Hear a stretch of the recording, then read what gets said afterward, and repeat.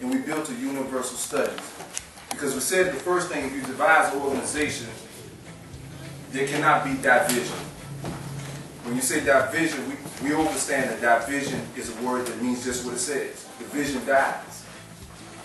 And the vision dies meaning the ability to see. So we say, what are we supposed to see? What are we supposed to see? If you say division, and if the vision dies, what is our vision? As a people, what is our vision? Anybody can say it. What's our vision as a people? Huh? Unity. What we want unity for? What's anybody's vision as a person, as an individual? What's your vision for life as an individual? Raise consciousness. Power. Power. Okay, power. How would I feel? Make your situation better than what it is. Like, you know something wrong. God wrong. See, we talk kind of around it. And since we're dealing with healing, we have to say, you know, really your first vision is a vision for peace. Meaning inside yourself, you want peace. You know, you say your soul tired. You know, so the first vision is you want to be able to see your peace.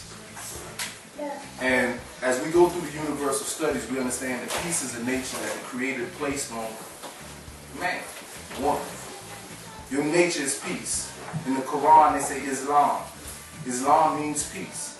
But they tell you that Islam is not a religion, it is the nature of man. Many people will argue and do it as religion. But if they read the Quran says it's the nature of man. In the Quran, it always said that the nature of man would return. In the Bible, it says ye are the temple of God. Right? Well, if you're the temple of God, you should be able to, what? Experience God. That's your vision. Because if you experience God, then you're experiencing your original nature. You understand that? So as indigenous black people, our original nature was raped from us. We were taught to live outside of our original nature. My people perished due to a lack of knowledge. So that means we had no knowledge of ourselves, so we perished within ourselves. So you don't have no peace. If you don't have no peace, guess what? You're perishing. How many of you know what HPA is? Health-wise, medical, HPA. The HPA axis, I'm going to give you another word for it. Fight or flight. Y'all know the fight or flight? Y'all know they tell you about fight or flight? It's the hypothalamus, pituitary, and adrenal gland. And they tell you that based on your nature, you already know this, if you're stressed and if you're angry, you produce chemical reactions in your body. If you never experience peace, you're producing a chemical reaction in your body that's degenerating your being. Right? So, for real, black people, indigenous people, have never experienced peace. When we say we came out of the 60s, we came out of slavery, when we came through these processes, we never really went through a healing period. We've still been being traumatized the whole way through. You know, so like if you was raped, right? You know, a woman been raped, right? If she's been raped, then she's made to live with the person that raped her. And then made to be convinced that the rape was the will of God. Right? Y'all hear me? Y'all as women should really feel it. If you've been raped and then made to live with your person that raped you, and then made to believe that the rape that took place was the will of God, how could you ever have peace with God? How could you ever have peace with God? Huh? It's like, you know, people say they would try to find it, but you say, but people say the rape was the will of God. Now that's how we've been dictated our history and the knowledge of ourselves. Like everything that's happened to us was the will of God. So really, we never really came into the true knowledge of God, because like we went through a lesson the other day, and I'll give it to you, then we're going to bring our speaker on, because I want you to understand really that when we say healing, you have to really understand healing from the total aspect of your being. We say that in Christianity, we were told faith without works is what? So many of us were told to have faith that we is the temple of God. Right? But we never knew the works of the temple of God. Correct? Now, let's just say our ancestors. before they were taken into slavery, before they were invaded and broke down into certain capacities, because many people think slavery started in 1492 and 1429, but you have to think when the Hyksos invaded, you know, the process of the slavery in the indigenous land of Africa really began then. So we didn't just fall in those 100, 200 years. It was a 1,000-year process before we were broken. So that means we got a lot of knowledge to regain about where we came from. And a lot of times when we get history in school, our knowledge just takes us right back to a stage of slavery. And then we're never taught that our people had a science for how to deal and take care of themselves. Right? Now, if you are broken people, and your ancestors or your grandmama left some knowledge for you how to heal and mend yourself, why would you not go back and reclaim it? That's right. So what we do on Wednesdays is we reclaim our knowledge of ourselves. The medicine that our ancestors left for us. Y'all kind of understand that? And a lot of time because of religion we've been taught to reject information. But this younger generation, see, y'all the sign. Y'all the sign. You the first sign of what they would say the Willie Lynch program. You know how they say all these programs was placed on us? You are the first sign that the mental control that was placed on us is leaving. Because now your minds are trying to venture out to find your liberated truth. So that shows that there's a change really coming. You know, a lot of people look at the generation today and they act like the change is not here. You know, people act like, oh, well, we getting worse. No, that's not the truth. The younger generation is showing signs that are far greater than really what you realize. And we really started our building session with Savannah Youth Cities. The brother that got killed, Charles Smith, on Augusta Avenue. And it was the same scenario for Ferguson. And we dealt with the topic that Ferguson is a word that actually means a spirit of fear. It means fear. And it actually is a symbol of that fear is being placed back onto blacks, to indigenous people. You know what? One time they would hang us. People would go out the door and they see a person hung up in a tree. That was a sign. Now we just see on the news somebody got shot. You understand that? Yeah. Yep. So what happens is we're in a time period where our oppressors are trying to simulate a spirit of fear back on us because the younger generation are genetically waking up without that spirit of fear. Now that spirit of fear is coming out all kind of ways. You know, where that spirit of fear becomes wars in our neighborhood. The black on black crime, the problems, because young men are waking up and young men and young sisters are waking up and they don't embody that spirit of fear no more. So they will challenge the system any ways it goes. But the thing is, that means in their nature. Now, I want you to understand this. In their nature. See this body? This nature? You know what they call us? This the Word of God.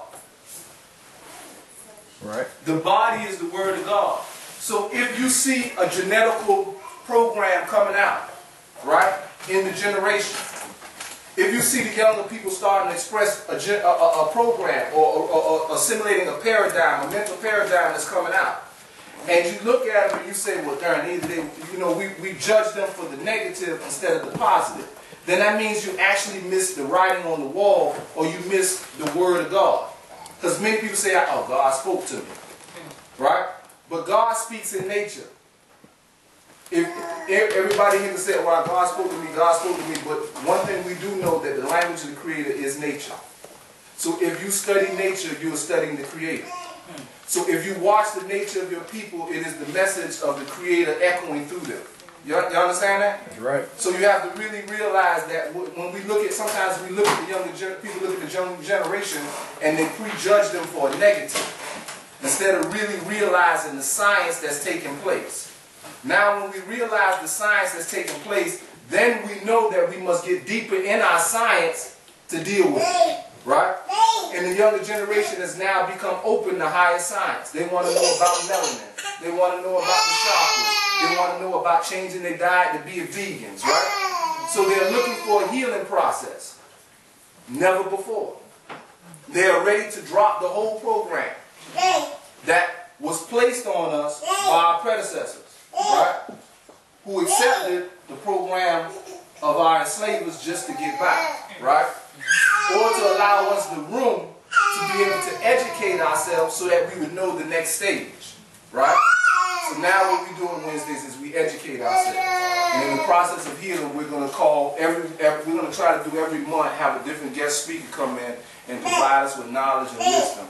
We have November the 11th, which is not a Wednesday, which is a Tuesday. We'll have Habisha Incorporated, Habisha Inc. out of Atlanta, going to come because we know there is no culture without agriculture. So we're going to go from health and we're going to go through agriculture because food is health. You understand that, right? So without further ado, we have Dr.Akua. Metaphysical science, the divine feminine. I think that was very important. We did a lesson where we said 75% of the work is what? Done through the woman. In supreme mathematics and universal knowledge, we understood that the number 7 symbolized God and that the number 5 was for power. So that we understood that the woman then symbolized God's power. So what better way to start our program of trying to go through a healing process than God's power and trying to come to the truth of our healing through the feminine principle. So we called our special guest Dr.Akua Gray, and I'm going to let her introduce herself and give y'all more information on everything that she's going to give us. Thank you.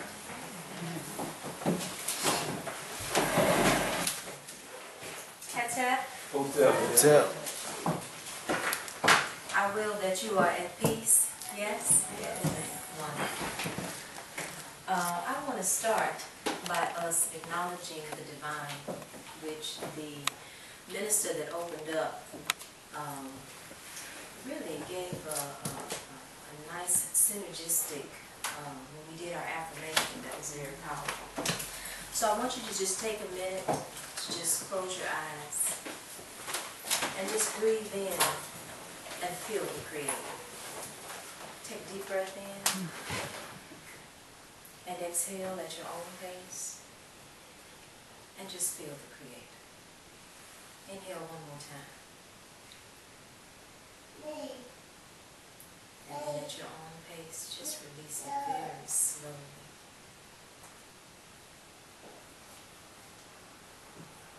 And feel the presence of the Creator within you. Now I want you to take your hands and put it on the top of your head here and just bless yourself. Just breath in and tell yourself something sweet. It's all right to smile about it too.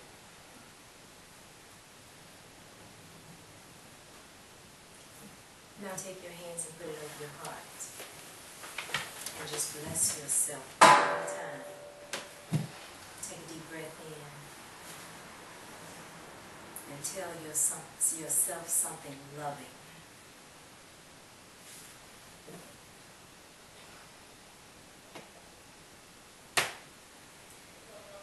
Now take your hands and put it over your creative center, your womb. And men, yes, you have wombs too. Just inhale and tell yourself something powerful. And just release. Now take that powerful, loving, and positive energy and just stretch your hands out to your side and touch the person next to you. Take another deep breath in. And send them that light, that love, and that power.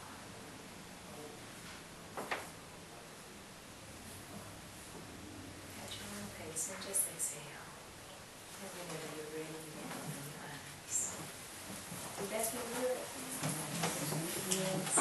You should take some time to bless yourself every single day. Because you truly are divine. Yes. So, I have journeyed here today to share some peace knowledge with you. And Our topic today is on your sexuality. And I was asked to come and speak specifically with the women. However, if you are a divine masculine in the place today, you will also find this information useful for you as well. Because every man is connected with a woman, okay, in some shape, form, or fashion. Because we all had to come through woman in order to exist here. So we give thanks for the divine feminine.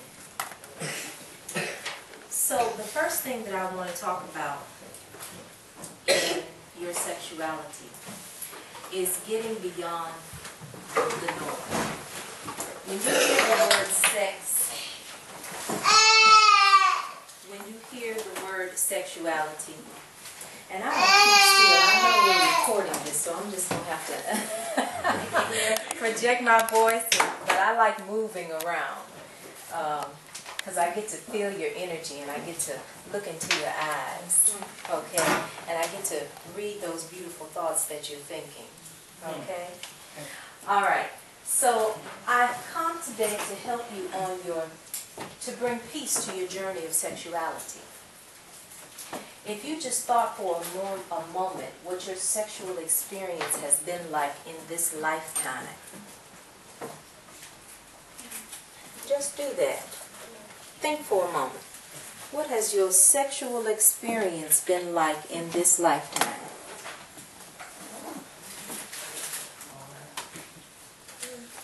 You don't have to answer. Just think about it. Some will say it's been good, it's been bad, it's been okay. Some have had traumas. Some have had difficulties. Some have had moments of pleasure, orgasm. All of those different types of things. But do you really know what your sexual energy is? Our sexuality is one of the most powerful energies that we have available to us as people. The male divine and the female divine create the balance in the universe. Everything has a divine masculine principle and everything has a divine feminine principle. Yes? Okay. That's right. So when you look at creating the balance, that's what you have to do in order to bring peace to your sexual journey. Now you don't have to raise your hand, I just want you to think about this question. Do you need some peace in your sexual experiences? Okay, I heard somebody say, That can make that sound usually means, I sure do. Okay? So that's what we've come to do today, is to help you bring peace to your sexual journey. I've made some notes here as I was flying here on the plane today about the different things. I wrote a book called Holistic Sexuality, and it is a working guide to helping bring peace and balance to who you are as a divine feminine. Now, when we say peace, there are 4 components of peace that must be mastered in order for peace to really be a reality in your life. And if one of these 4 things are not in balance, you're going to always have problems in every area of life, not just in sex, not just in your sexuality. In order to be whole from a holistic point of view,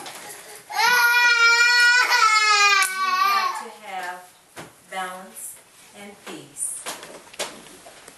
From a mental point of view, that means your mind has to be right. From an emotional point of view, that means you can't be catching feelings all the time. From a physical point of view, you have to maintain a healthy lifestyle based on what you know your purpose to be in this lifetime. And then if you are spiritually imbalanced, everything is going to continuously go wrong in some shape, form, or fashion. So again, mentally, emotionally, physically and spiritually. I'm quite sure you've heard of those before. Now, is there anyone in here who has all four of those balanced already? You good? You got all four of them balanced? Okay, we're going to see. I always have one in the room. I got it. And you that one. Okay, so you check on yourself as we go along, okay? All right, so when we talk about sexual power, what does sexual power do for you? Well, for one, it can heal you. How can your sexuality heal you? Anybody have any ideas? I like participation too, so let's talk. Your partner. Okay, your partner's energy. I saw a hand back there. How can your sexual power heal you? I did a little bit of studying on it a few weeks ago, and pretty much during the time of great pleasure or orgasm, instead of enjoying that feeling so much and get lost in that feeling, you can use that feeling to what's the word I want to use? To bring it to manifest what it is that you want to see manifest in your life, because sexual power is also creative power. Go ahead.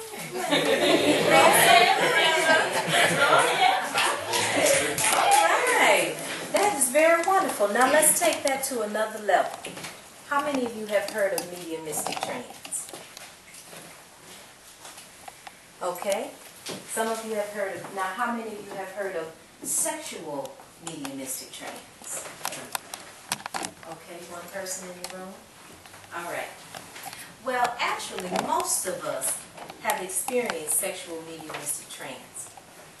And during sexual mediumistic trance, like the young man said, that is the time that you use the innermost consciousness of yourself in order to bring forth and manifest what you need to see changed in your life. So let me describe sexual mediumistic trance to you, and then afterwards you'll probably say, yeah, I know that, okay? So here you are with your mate, and you've gotten everything ready because you know you're going to be together this evening, okay? You've got your music playing, you've got your candles lit, you've got your aromatherapy going, okay? And you all are getting into the mood, the kissing and the hugging, because we're grown people in here, right? Yes, Okay. ma'am. That's right. All right, so you're getting into the mood, you're kissing and hugging, and then you get into the act of experiencing the divine pleasure of each other's body. All of a sudden, you don't hear the music anymore. You don't see the candles anymore. You don't even see the room anymore.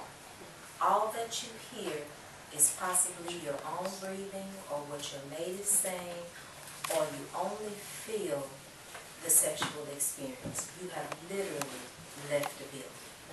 Have you been there before? Yes, ma'am. Okay, that is oh, you might go in there too. All right, that is called sexual mediumistic trance. Now, what do you do when you experience that trance state? Because what we know about trance is that the subconscious mind does not differentiate between reality and what is non-reality when you go into a state of trance, right? So during that state of sexual mediumistic trance, that is the time that you can really activate your healing powers. So what do you do during that time? Let's say your mate is having a certain issue with their body. High blood pressure, pain somewhere in the body, okay? During that time, you can affirm and bless him and say, I envision you whole and healthy. Now, this doesn't have to be something that you're saying out of your mouth. This is just something that you're affirming within your spirit during that time. And so, again, during that time, your subconscious actually views that as the reality. Let's say, for instance, you want to manifest something in your life. You're ready to move from wherever it is you're living, and you want to move to a better domain. Then during sexual mediumistic trance, you may envision that house out in the country, growing your organic garden by the sea. Okay? Okay. So during sexual mediumistic trance, that's where you take your mind. It's not just about the feeling. It is about using that sexual energy, your sexual power, to manifest. Thank you, brother, for bringing that in. Okay? And so that's what you want to focus on. Now, of course, you don't have to focus on that every single time you have sex. Okay? However, if you are in need of something in your life, and I know all of us are in need of something, especially if we haven't got it all balanced out yet. Okay? Now, let me tell you something about emotions. Emotions are a biochemical response that happens in our body. And they only last, so whenever we have some out-of-body stimulus, okay, someone comes up and they say, boo, you're scared, okay? How long does that being scared really last? There you go, very good, about 3 seconds, okay?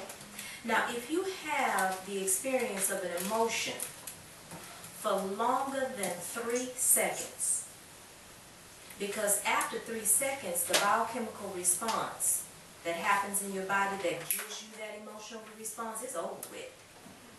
So if you got mad at somebody, and you still mad at them 10 minutes later because they cut you off in traffic, and then they flip the finger because they got the upper hand on you when they were driving, okay? So if you are still mad at that person for more than 3 seconds, you are emotionally dysfunctional.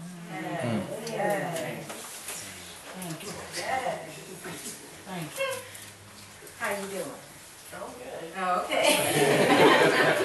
You know, you the spotlight now. I'm gonna check on you. Okay, so that is one thing that we should work on in our relationships too. And first in our relationship with ourselves is our emotions. Our emotions are designed to help us to learn. So if you have an emotion that's sticking with you and it's got you sad for more than 3 seconds or a day, then actually you've handed it over to your mental dysfunctionality. Because then your mind takes it over and carries it on and on and on. That's how you know, you have some people that are mad at each other for 50 years. Okay? That's right. That's emotional dysfunctionality and some mental dysfunctionality. Okay? And that's not peaceful. I really enjoyed what the minister said about your state of peace, because that is true. That the original nature of man is peace. So we ain't supposed to be happy all the time. Isn't that an emotion? We ain't supposed to be joyful. One of the young sisters asked me, she said, "You excited about being here?" I was like, I never thought about excitement. Okay. But anyway, because when it comes to finding balance in your emotional state, that 3-second rule really becomes your way of life. And it becomes a very peaceful existence. Wouldn't it be good to not have to scream and holler at somebody for a whole minute? Yes. Wouldn't that help your relationship? Yes. Wouldn't it be good to not have to wonder what you're going to do with this child for a whole day or two? Huh? Okay. So when you do find yourself becoming emotionally balanced, you will find that those emotions happen, and then you're in a state of peace. But that doesn't happen automatically. Okay? It's going to take you a while. And I'll tell you, it took me a while. 10 years of working on that in order to get to that point of being in a state of peace. Okay, where I can just look at somebody that just say something crazy and say, you don't know who you are. And leave it at that. That's how it works. Okay? So, when it comes to your emotions, and especially your emotions in your sexual relationship, one thing that also empowers you is your ability to release control. Okay? Now, what do I mean by that? Most of the times when women get into relationships with men, there is a certain air of possessiveness that she takes on. Okay? And it's a part of our mothering, our nurturing part of us, and that's okay. But when it comes to your emotions running the way you deal with your mate, that's where it becomes a problem. Okay? You're shaking your head, you understand what I'm saying. So, one of the most important things that we can say, this is one thing I teach in marriage counseling to the young people and the older people that come to me for marriage counseling. One of the things that you have to do in life, first in your relationship, in order to find that emotional balance, is to find out what your purpose is in life. How many of you know what your purpose is? Alright? Because us as divine beings, we are all the same energy of the Creator. Okay? However, as differentiated energy of the Creator, we've all come here for a purpose. So once you find what that purpose is, the only reason why you choose a mate, okay, love really has nothing to do with your relationships. And I want you to understand that very clearly. You know how people say, well, you know, I'm in love, he makes me feel good, I laugh, you know, all of those kind of emotional things. Well, really love has nothing to do with it. The only reason why two people get together, besides procreation, which is the very basic, natural thing that we do, is to help each other fulfill divine purpose. So if you don't know what your purpose is, what are you doing together? Right. Okay? So, him getting with you is so that you have someone to help nurture your purpose for being here. And your getting with him is also the only reason why you're choosing a man is so that you can also help him to fulfill his divine purpose. Now, if he doesn't know what his purpose is, then what are you doing with it? Oh, that's right, you love him. Yeah, okay. All right. And then when that love runs out because everybody's dysfunctional, then what happens? Then somebody's booing and crying and not feeling too good about themselves. But really, it didn't have anything to do with you. Okay?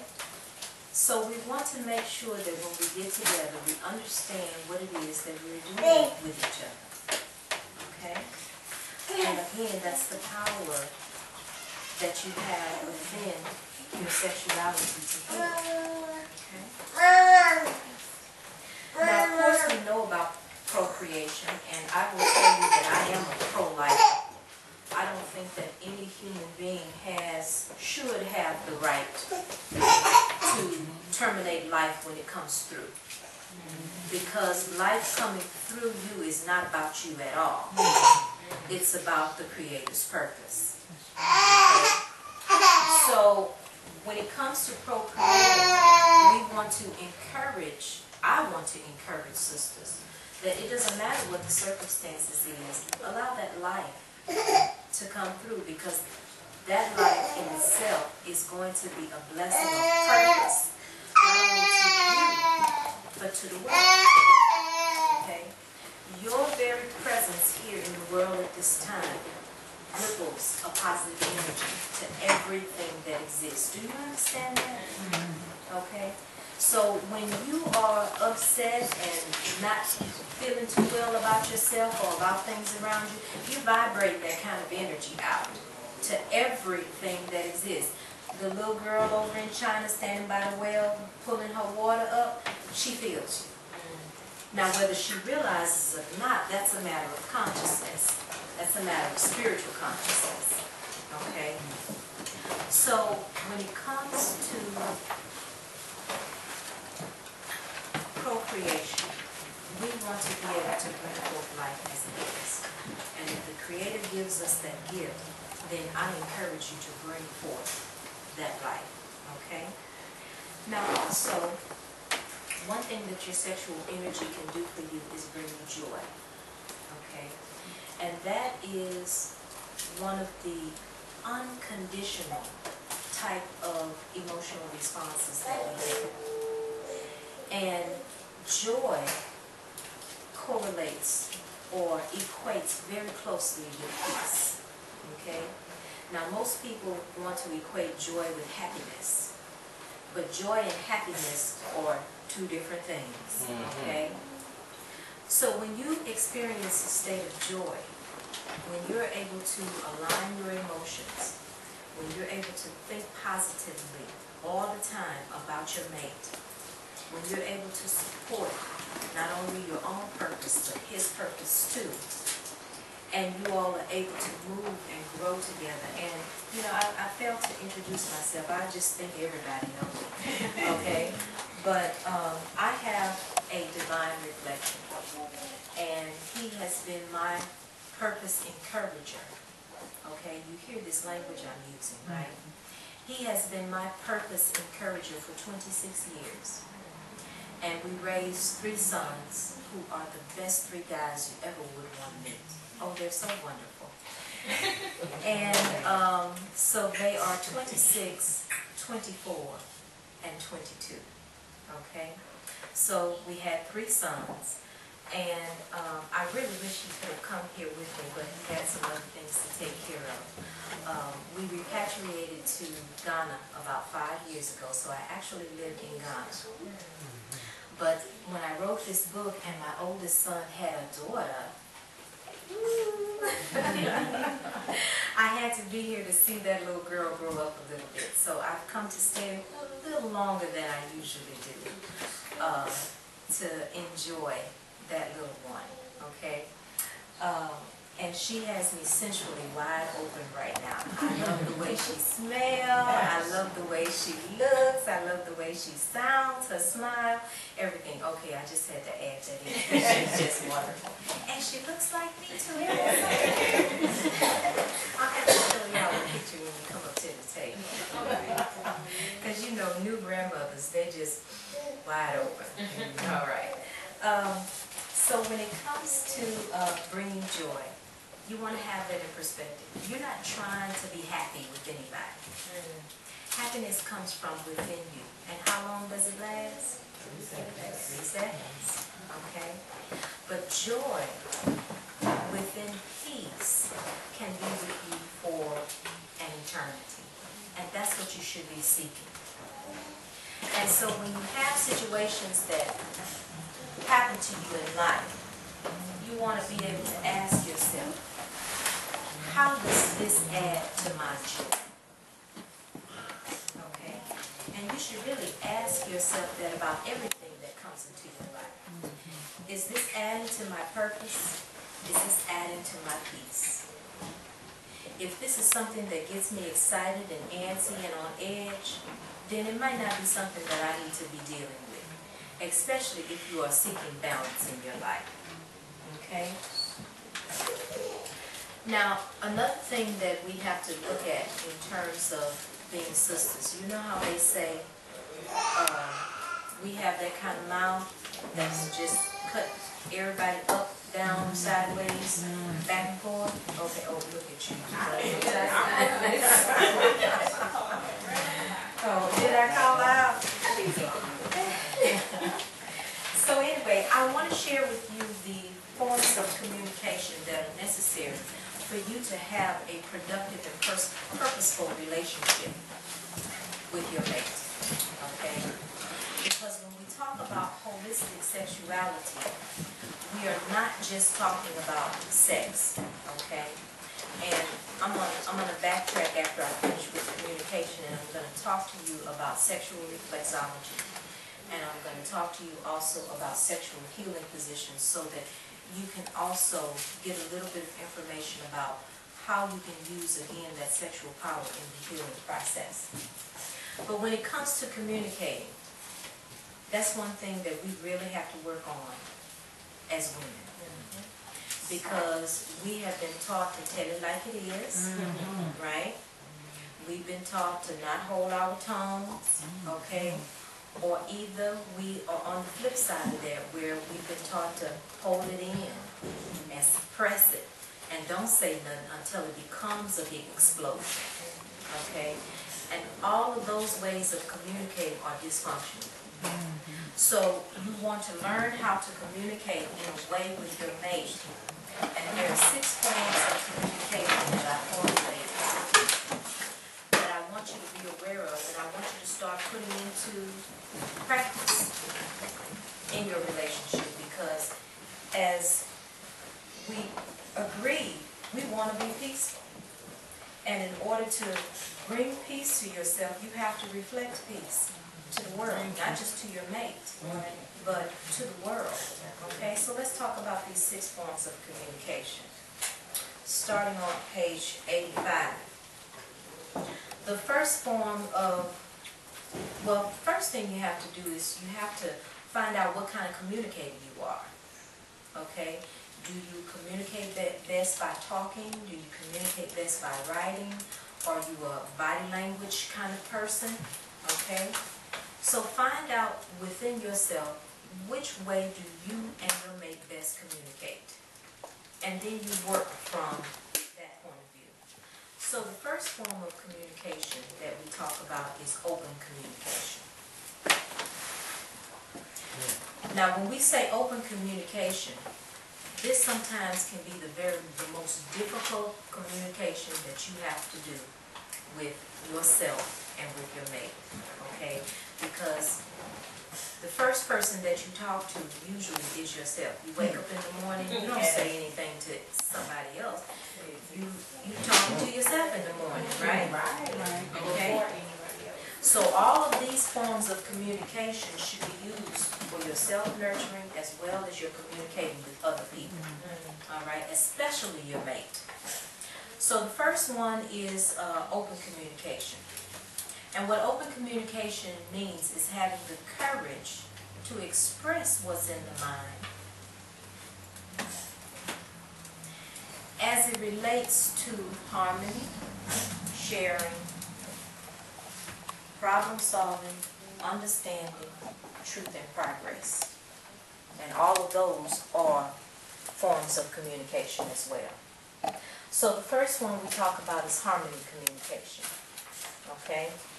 So after you learn how to open up to actually sit down and talk with yourself or talk with your mate, the first one you're going to look at is harmony communication. And this is where you actually sit down and do some planning about your life. This is where you look at how are you all going to build and maintain the kind of life that you want to live.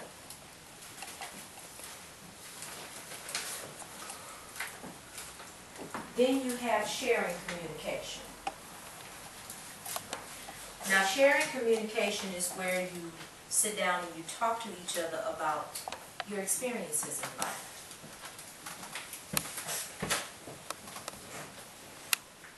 Now sometimes you may feel like somebody's too busy to listen to you. Well again, don't go catching feelings about that. You have to allow people space and time to give you attention, correct? All right? And it's okay. Because sometimes people are busy. Sometimes you're busy. Okay? So sharing communication is where you are talking to each other about your life experience. What you learned in the world, okay? What encounters made an impression on you, okay? So this is where you actually talk to your mate about your day. Now, it also is an outlet for you to solidify your lessons in life. Do you understand what I'm saying? So in other words, if something happened to you today that made an impression on you, or that provoked some changes of thoughts, okay? Like you may go home tonight and talk about what we're talking about, okay? That's sharing communication. So it allows you to solidify your lessons in life when you share what you've learned with your mate or with other people, okay? So that sharing communication is very important. Then you have problem-solving communication. This is a very important one. Because sometimes issues, and I've been married for 26 years, okay? Sometimes issues will come up. And how you handle those issues is really going to tell what your emotional, spiritual, and mental maturity is. Because most people are operating from an emotionally immature frame of mind about life. Okay? That's all you see on your shows that you watch and everything. Everybody's emotionally dysfunctional. I started watching that Scandal television show. How many of you have watched that before? Okay. I started watching that. In fact, as I was finishing up writing this book, I started watching that show. Because I wanted to see what kind of emotional responsibility the mass media was projecting to people. Okay, because that was like the #1 show, right? So I downloaded all of the different seasons and I sat down and I watched them. And I said, this is a mess. Thank you. That woman she has no self-value at all. Where she can allow, and the most appalling scene that I watched in that was when the president, whatever the name is, when he saw her in the hallway of the White House. Oh, you saw that scene. Okay, and he pulled her into a room. And he had sex with her on a table up against a wall or something like that. And then after he finished, okay, and she was catching feelings and all of that, he told her, just because I can't control my erection around you doesn't mean you could tell me how to run my business. Yep. And he walked out of the room and left her there.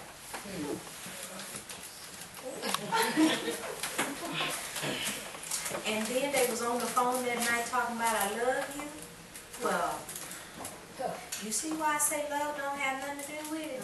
Because love from a Western point of view is very dysfunctional. And that's where you grew up too, didn't you? In that dysfunctional love. All of us did. You know, from Savannah, I come from Texas. From Savannah from Georgia to Texas, that dysfunctional point of view about love has been ingrained in us. Okay? And so what we want to do is we want to break out that. Love has nothing to do with it. Okay? It's not, our relationships with each other are not an emotional thing. It should not be. Okay? First, it should be a spiritual thing. And that spiritual thing should support you mentally, emotionally, and physically. Do you understand? Okay. All right, so in problem communication, this is an exercise, and I'm going to quote you because I think this is a good way of putting it. It is an exercise in assessing your higher self. When you can go into an issue and not scream and holler and catch feelings and really talk sensibly about a situation, that is accessing your higher self. That is really tapping into your God potential. Do you understand? Okay? When a challenge presents itself in a relationship, what do you need in order to solve it? Give me one word. Communication. Patience. Oh, that's a good one, but that's not the one I'm looking for. You need courage. You need courage. And what is that courage used for? That courage is used to speak with each other without emotional upheaval. So you have to have the courage to say, I am divine, and as God, there is no need for me to scream. Have you ever heard God screaming at you? Yes, you have. He just didn't know he was God. Okay? Okay, right.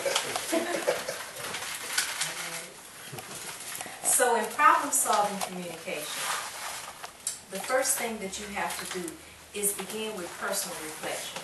If it's a problem, you need to own it.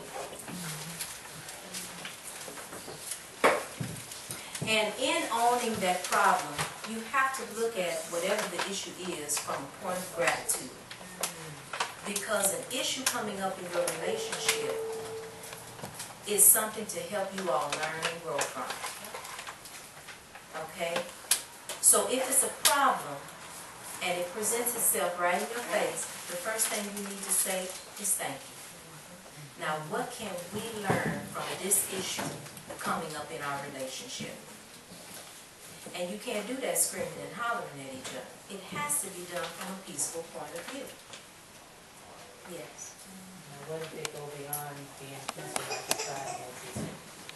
Well, we're going to get to questions in the end, right down in there. Okay? Now, if you have a situation that causes you, because remember I said you need to own the problem, that causes you stress and frustration, the first question that you need to ask yourself is, why am I upset about this? And if you think that you're going to have all kinds of things coming out of your mouth, you need to keep quiet and go somewhere and sit down.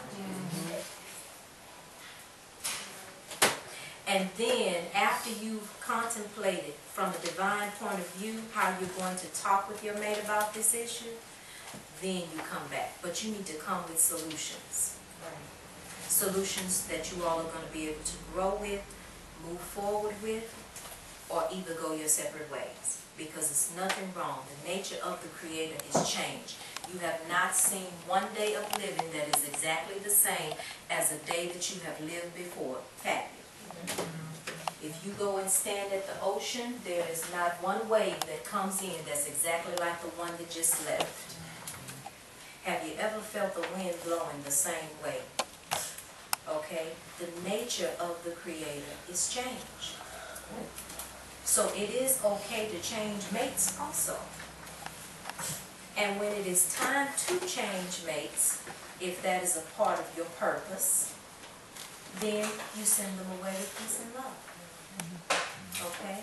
Now hopefully you have attracted someone that is a divine reflection of you, and you all can agree, okay, that we'll go to our separate ways in peace and love. Sometimes that doesn't happen, but let me tell you something, you attract that which you are. So if you are emotionally dysfunctional, if you are mentally imbalanced, if you are physically not where you're supposed to be, then the other person standing on the side of you talking about I love you is probably in that same mental and emotional state. This is just busting all your bubbles, huh? I'm not sorry, I'm glad, because those bubbles need to be burst. It really does. And people need to move forward. So again, you got to ask yourself, why is this bothering me? Is it because of my emotional immaturity? And then another thing you have to ask yourself about issues that come up is this a threat to my family's security or health? Because sometimes we don't even need to sweat the small stuff. Sometimes it may be something that just needs to be acknowledged. We can agree that we can move forward from this, and then we let it go and just move forward. Okay? So that problem-solving communication is going to be very important. You need to take it from a divine point of view. Okay? And I know that's easier said than done. But once you really put your mind and your heart to it, you're going to be able to do it because you are goddess. Yes? Yes. Okay. The next form of communication is understanding communication. Now with understanding communication, this is where you have to have the ability to listen and appreciate your commonalities and your differences. Because your mate is not you. So there are going to be some differences. But more than likely you have come together because of the things that you have in common. So understanding communication is being able to say, okay, if he tells you at 49 years old that is ready now to go to medical school, and you're thinking about how much medical school costs, you know, the one thing that you can do in understanding communication is say, yes. That's one of the most important words that you will have in your relationship, is the word yes. To be able to support someone in their purpose, okay? Because most people will do things according to their heart's desire, right?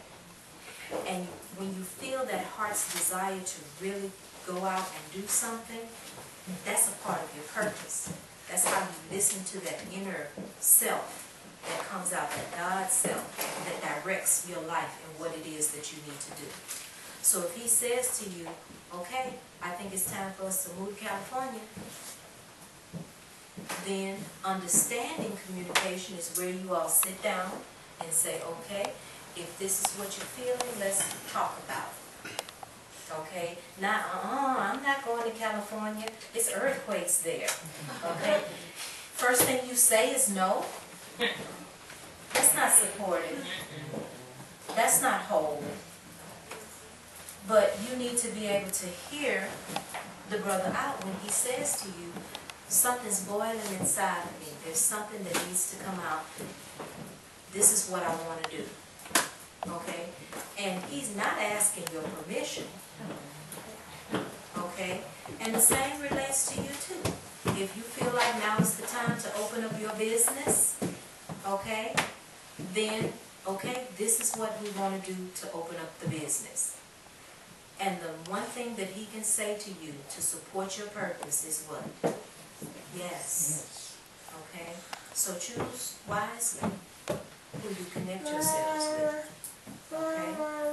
Alright, so that understanding communication is being able to support and respect your differences.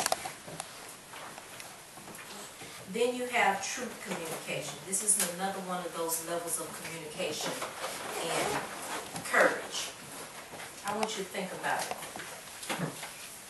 How many times have you lied in your relationships? Just think about it. Go ahead. You can count to 1 million right now if you want. Okay? And everybody at some point, coming from a dysfunctional relationship point of view that we come from, has lied in their relationship at least once. Okay? How you doing? You good? You tell the truth all the time, huh? No, with everything that's happened, he and I have been together since 2003, and we just got married 2 weeks ago. So with everything that you're saying, I've done that. He proposed to me last year in October, and when he did that, I wanted to know why we were getting married. So I started, focusing myself, and then also speaking with him, sharing with him like our purpose. So we're both on the same page. What you say? Yes, ma'am. Okay. Yes, ma'am. Beautiful. Okay. So truth communication is having the courage to take the fear out of your relationship. Because the only reason why you lie is because you're scared. That is the only reason why anybody ever tells a lie. Because they have a fear of what the truth will bring. The truth is a very powerful energy. And so that energy of truth sometimes makes people uncomfortable. However, want truth in anything that you're thinking, anything that you're doing, anything that you're saying, anything that's on your heart, that is going to be very important in your relationship with your divine reflection. You have to be able to tell the truth, even if you know the truth is going to cause some discomfort or an issue in the relationship. Boy, you have a hard time with this, ain't you? Girl, is he in here with you tonight? You're not? Okay. All right. So that truth communication is very difficult. It's going to sometimes make you feel uncomfortable. But the point of true communication is to be. You were created in truth. Okay? The minister called you the Word. And the Word is truth. So we have to shake that burden, that shadow of lying in our relationships and just tell the truth. Now I know probably somebody is thinking, well, you know, well, what if he has another woman and all that? We're going to get to that too, because we're going to talk about divine family structures and which structure is actually good for you. Okay? All right, the next form of communication is progress communication. And progress communication is being able to talk to your mate about everything. And you should have meetings. You should constantly be planning your lives together. Because remember, things change every day. So that progress communication, and I remember when we were raising our sons, we would have a meeting every Sunday. Okay? And every Sunday we would check in with all of the good ones, we check in with ourselves, okay? And we would talk about what the week that just passed held for us. We talk about what the week going forward held for us. We talk about what the vacation time is going to be in the summertime. I worked in the public school system for about 25 years before I retired, okay? And so I was out of school, you know, off work when the children were out of school. So we'd also plan that time. So that progress communication is also going to be important. Okay? Anybody have any questions on communication? No? Okay, so we move forward. All right.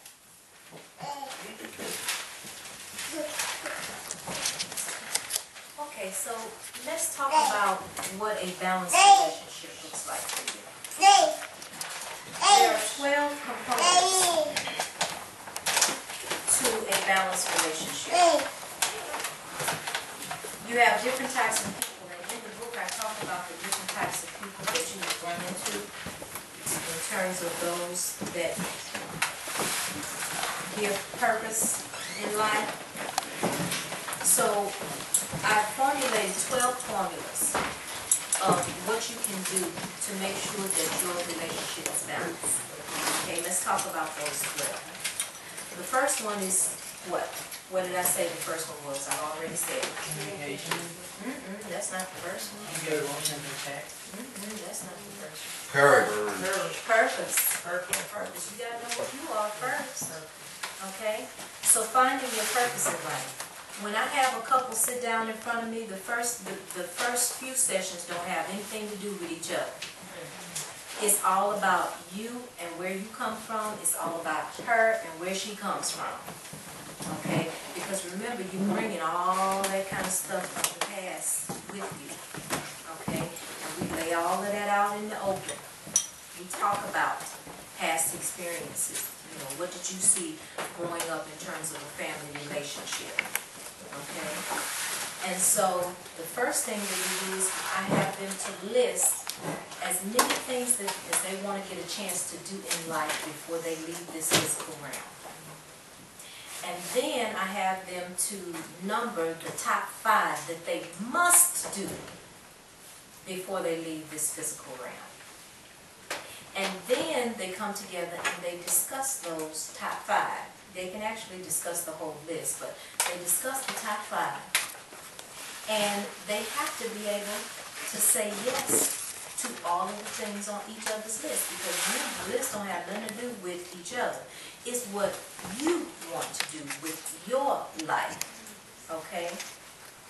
Now, of course, you know, our grandmothers and mothers sometimes, all that they felt like they wanted to do was just raise their families, okay? But now we have access to so much in terms of being able to fulfill our purpose, okay? That most of us women don't say, well, all I'm going to do is just raise my family and that's going to be my life. Raise the children and die. Okay, no, it's not very many, but you know, some grandmothers and great-grandmothers, that was their purpose in life. They didn't have a vision of anything else. But most of you have visions of doing other things in life, don't you? Yes, do you? Okay. All right. So when we look at the next one, we talk about love and that being that energy of connection. That's what love is. It is the energy of connection that exists between us. So love is what makes you appreciate seeing the beauty in your sisters. Love is that attraction that you feel to that brother when he catches your eye. Love is the warmth of the sun on your face. It is that energy that connects us. Okay? When you see that little girl riding her bicycle down the street and you smile because you remember your first bicycle ride, that's that energy of connection. That is love. So it's always here. It's always present. It's always surrounding you and permeating you. So there is no falling in and falling out of love. You know what that means? When you say to someone, I love you, what you're really saying to them from an emotional level is that I'm happy with you. And then when they do something that flips you out, okay, and you say, I don't love you anymore, okay, what you're really saying to them is what? I'm not happy with you. Love don't have nothing to do with that, because love is a given. It exists between us at every moment. Even when we're sleeping, there's love, because that involuntary action of breathing that keeps you alive, that's love. Okay, so I know that concept of love is probably going to take a little time to sink in for some people, but that's what it is. And so when you say to someone, I love you, that means I'm eternally connected to you unconditional. Because that is what love is. It is that unconditional energy of connection that exists between everything. Okay? Alright, so we talk about love, and we get our understandings of what that is. And then we talk about commitment. And that's that working through things that come up. We talk about our physical bodies and the fact that you don't own me and I don't own you.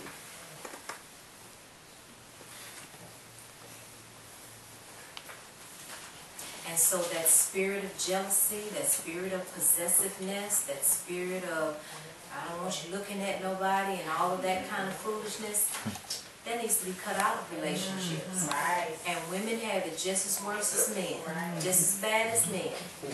Okay? What you looking at her for? What's that called? Let me check your text. Okay? No. So that, we have to get an understanding that you don't own anybody and nobody owns you. You are a free spirit. Okay? Then you have developing the spirit, so you all need to really look at how you spiritually enrich yourselves. Okay? Sometimes there are people that come from different religious backgrounds that decide to come together in love and unity. Okay? And that's okay. Now, it's usually better if you have the same religion. Okay? Or even better if you don't have no religion at all. So, you know, and I do say that unapologetically. Right. Okay? Right. Because if you are following and believe me, all religions are good. It's just if people would do the thing right. But most people play with religion, you know. And I've studied all of the religions too. And if you just got a Christian and just ask them their basic precepts, most of them can't even name their 10 commandments. Okay. People who are saying, well, I'm committed this and committed, well, what are the 42 laws? They probably give you 2 or 3 of them. Okay, don't contaminate the water. Okay, so if you just look at the basic precepts in the religion, most people just claim. Okay, but really they're all good if you would do the thing right. Okay. All right, so we look at spiritual development. And you all have to decide how you're going to spiritually enrich each other. Okay, some couples pray together. Some go out in nature and meditate together. Some just encourage the other one to be good in whatever it is that they're doing. Okay? So spiritually balance yourselves together. Then we talked about communication already. We talked about constant planning.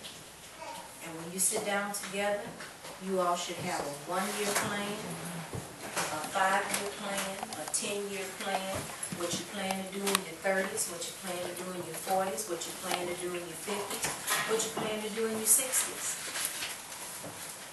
How you doing? Y'all playing all the way through? You said no, every time. But we've been talking about for the next 5 years. Okay, all right. Okay, so plan. Constant planning is very important.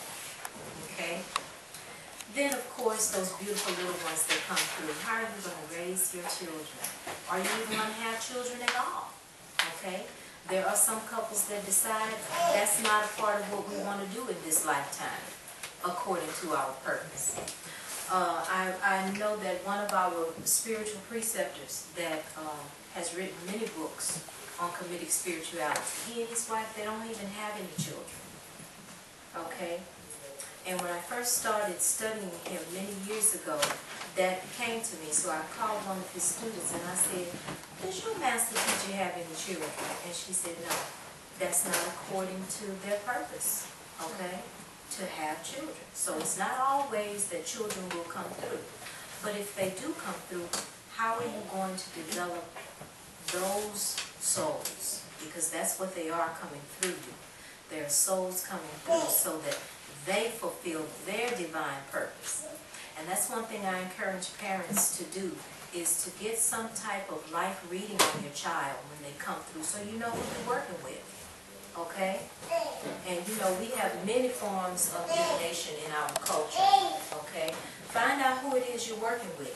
Because if you have a little chatterbox and you always telling him, shut up, shut up, shut up, shut up, you're stifling a part of his spirit. Okay? So instead of telling him shut up, you should be stopping and listening to what that little one has to say if he's talking all the time. Right. Okay? So those little ones that come through, find out who you're working with. And we usually can find that out through divinations, astrology reports, you know, throwing the OB or whatever, the oracle cards or whatever. Find out who it is that you're working with. When my granddaughter was born, I divined for her. And I found out that she was a masculine spirit that has not been in this physical realm for more than 500 years. So I asked the oracle, well, why did this spirit choose this little black girl, this masculine spirit choose this little black girl to come through in this space and time in this family? And she came for spiritual redemption. So I know that as a natural communicator, she's going to be talkative, okay?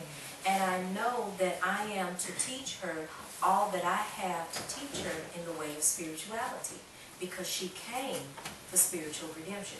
I don't know what she did 500 years ago, But that's what the oracle brought through to us, that this little masculine energy that showed up in a little bitty black girl with big old pretty eyes, okay, has come for spiritual redemption. So that is where we will encourage her and nourish her and let her go out into the world and do whatever purpose work she has come here to do. Okay? Most people don't think of their children like that. Okay? But when you know better, you do better. Okay? So find out who you're working with. Does anybody know who you're working with already? In those movements you brought through? Okay. Okay. Wonderful. Okay, next we look at family financial health. And this is just one thing I want to tell you about family financial health. It's not your money and it's not his money. It's not my money, your money. It's our money. It's the family's money. Everybody gives in financial support as they are able and receive as they have need. Do you understand? Okay? So we have to get out of that frame of mind of a separate bank account for this, a separate bank account for that, you can't touch this, you can't touch that. That kind of stuff has to be eliminated. That is disunity in the relationship. That means that you don't have a certain level of trust for this person that you say you love.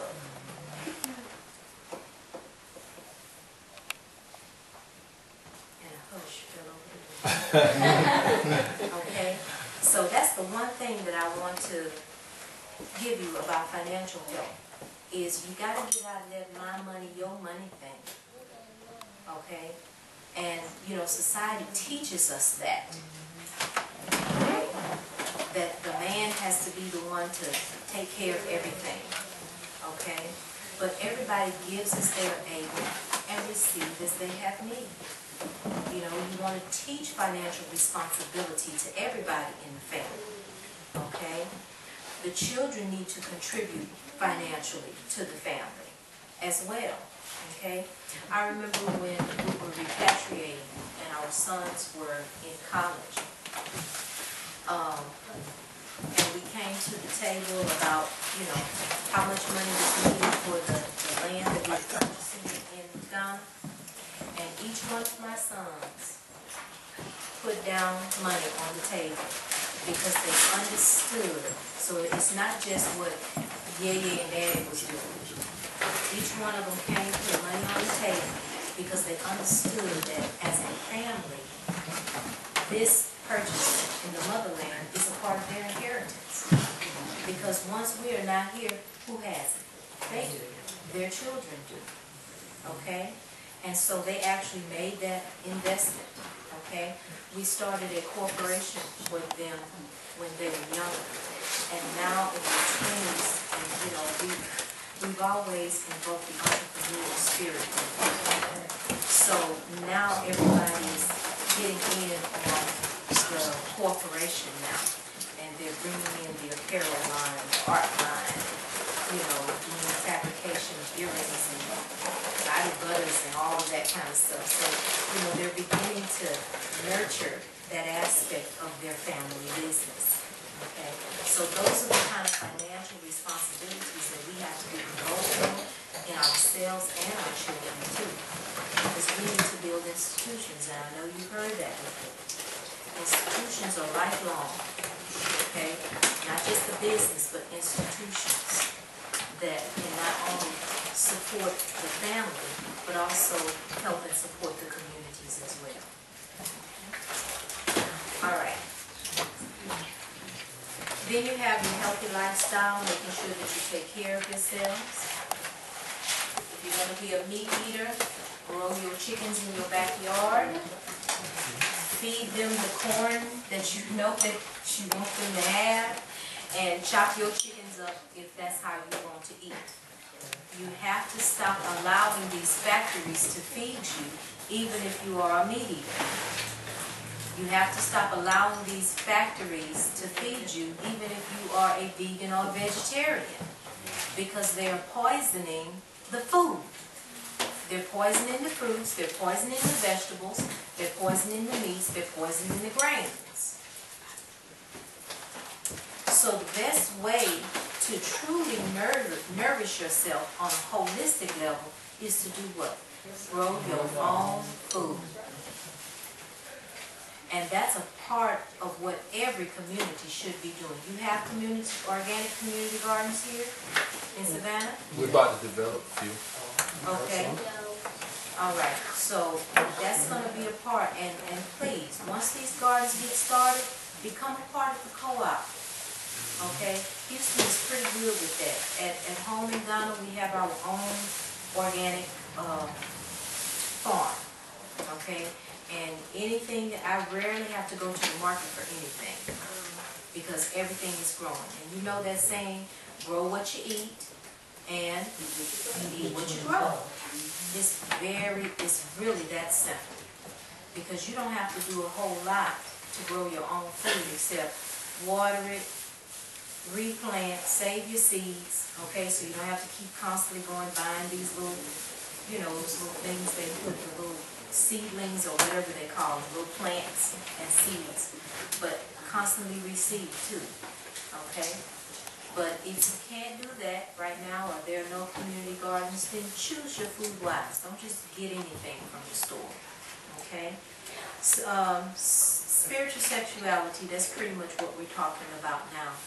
Learning to relate to each other in sexuality on a holistic level. So sex is not just about the physical pleasure. It's enriching each other's mind. It's enriching the emotions. It's elevating the spiritual aspect. And it's keeping you physically healthy. Okay? Because sex does keep you young. Does anybody know the best time to have sex? 4 o'clock. In the morning? Yes. Somebody said morning, somebody said 4 o'clock. Noon. Anytime. Midday. Okay. No, actually, let me tell you the best time to have sex is between 7 and 9 p.m. We're missing sex time right now.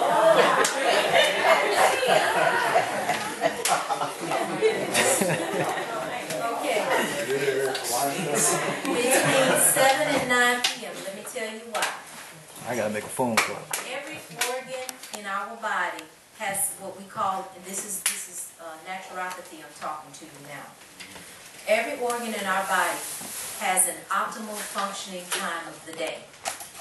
You know, you're not supposed to eat late at night because your digestive system is not working at night. Okay? Instead, your cleansing system is working at night. Your liver is operating at its most optimal functioning level. Your gallbladder, okay, is cleaning everything out, creating the bowel to release your solid waste. Your lungs are operating at their optimum functioning level while you sleep, right?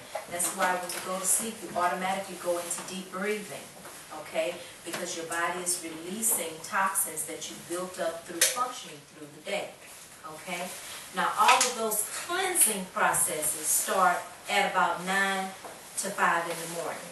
Because usually when you wake up in the morning between 5 and 7, what's the first thing you do? Go to the bathroom, and you usually urinate and defecate, right? Okay. So, after your digestive system has shut down during the day, your kidneys have leveled off, okay? Bladder has done its job for the day, because you shouldn't be getting up going to use the restroom unless you're drinking late at night, okay? So in between 7 and 9 is when the triple heater and the pericardium are at their optimal function levels, okay? And that's your sexual organs.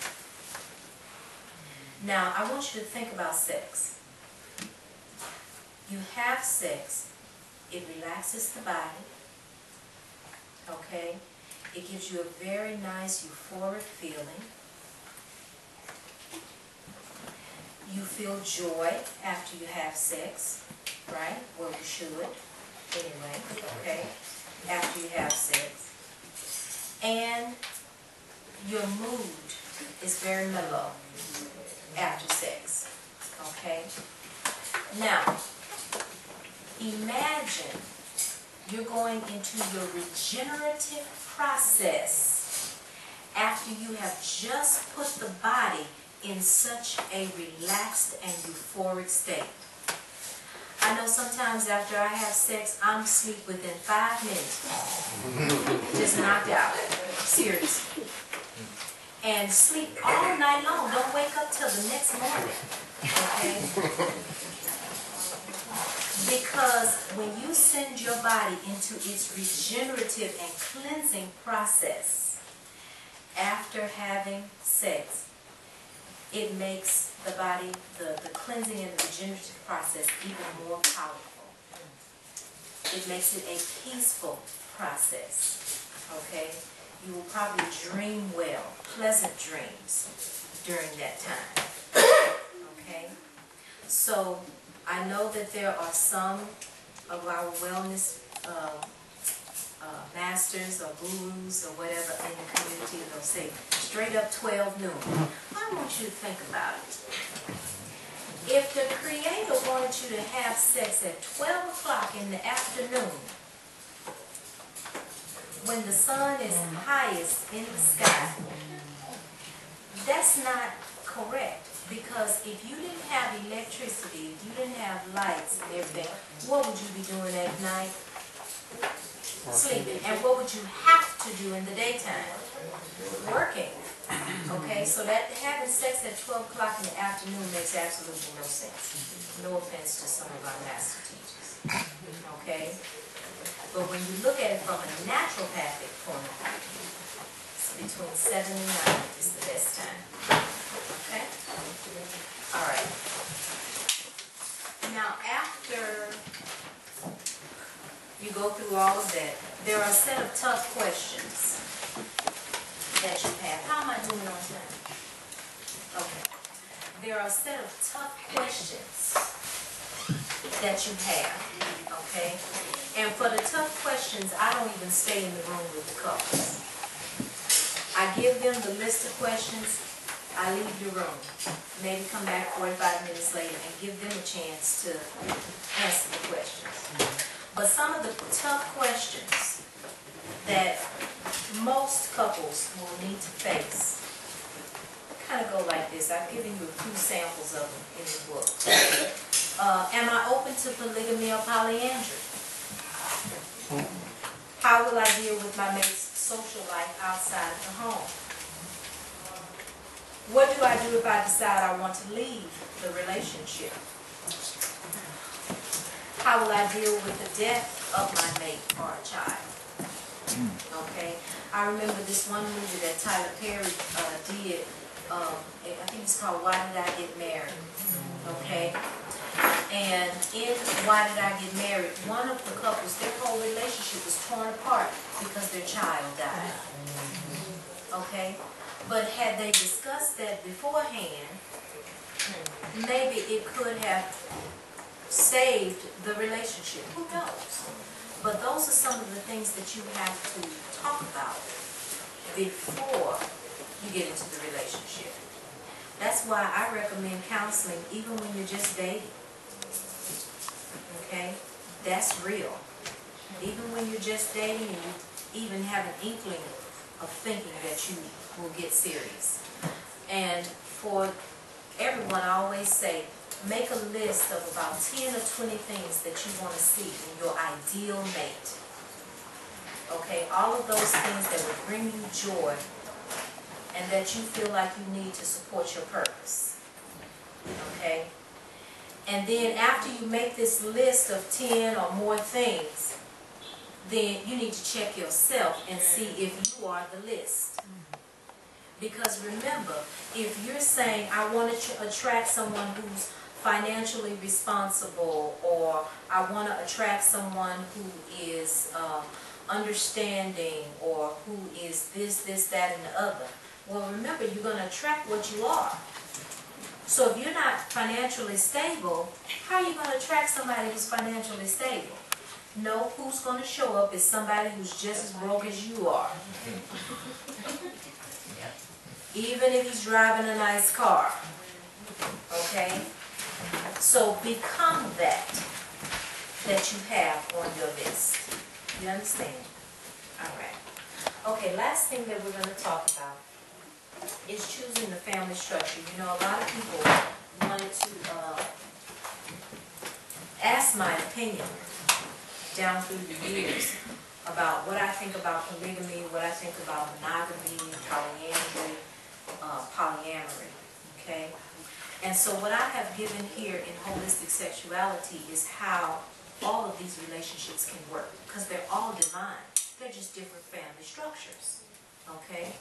So what I did is I actually went around and I studied the different types of family structures as they relate to our communities. So, you know, I went and I studied polygamy in the Hebrew Israelites. I studied polygamy in the Sawarset Society. You know, some of those are the more popular ones that we do. I studied polygamy among the Mormons and, you know, all of that.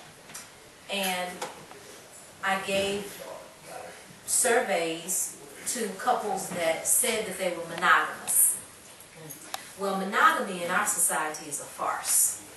It is not real. Okay? You will find very few people. Now, let's say if I surveyed 100 people, okay, who said that they were in monogamous relationships. But when we sit down at the confidentiality table, meaning I'm not going to tell her if you tell me the truth, okay, you will find that among men and women, okay, not just men, but among the women too, that about 97% of those who said that they were in a monogamous relationship were not, or at some point during their relationship, they had not been. You understand what I'm saying? That's that lying thing that we need to get out of, okay?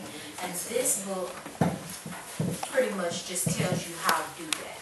So there are some men who have realized their divine masculine, and they have mastered monogamy, okay? Because one thing that I say is, if you have not mastered the care, responsibility of one woman, there's no way you have to. So, and then the same thing for women. If you have not mastered the care and the responsibility and what is needed to take care of one man, there's no way you can have two. Okay? Because that's what polyandry is. Polyandry is a woman having more than one man. Do you understand? Okay? So when we look at the different family structures, they can all work, because the reason why you get together is to help each other fulfill divine purpose, right? So if you and your mate have mastered monogamy, okay, or if you're thinking about, because you know they give us all these kinds of statistics about women outnumbering men, and you know polygamy is the way that it should go. Well, if that's what your frame of mind is, okay, and you're on that, then just make sure that it's done right, okay. And so let me read to you what I wrote about polygamy. And it says, polygamy is in its intended form of truth, okay, is when the divine masculine, in his God essence, so if he's not in his God essence, he's not ready for polygamy, right? Okay, so if he's still catching feelings, okay, if he's still getting mad about this, getting mad about that, acting like he owns you or owns somebody else, he's not ready, because that's not God essence, okay? After he has acquired his God essence and the knowledge of a spiritual discipline system, okay, so he has to have a spiritual discipline system that equips him with the mental, physical, and emotional strategies. That means he got to do some thinking, okay, to provide more than one woman with the essence of his divinity. So what's the first thing that he's doing? He's providing you with his spiritual self, okay, that will assist each one on their journey to fulfilling their purpose. So in other words, he really has to access his God potential. And if you see anything other than divine, then you know he's not the one. And you have to have the courage, no matter how good he looks, or no matter how strong the rap is, to say, you ain't acting like a god, so this ain't the relationship for me. Okay? The women who are best fitted for this type of family structure are those who have become in tune with their divine feminine faculty. They are able to see, feel, and know their sister wives as their divine reflection, as a divine reflection of themselves. So it's no, she this, she that, all. No, I am you and you are me, and we're here together in this family for purpose. So how are we going to make this work? Now, in the polygamous communities that I study, I saw it being done right, and I saw it being done wrong. And I will tell you, the majority of the time, it was being done wrong. So if you choose this, again, you have to know what you're doing, or else it's not going to work. And it's going to be heartbreak and heartache and, you know, people getting divorces and all of that kind of stuff. But those are the kinds of things we're trying to avoid when we are changing and becoming better. Okay? Polyandry. And you know, I call monogamy the perfection of relationships. Okay?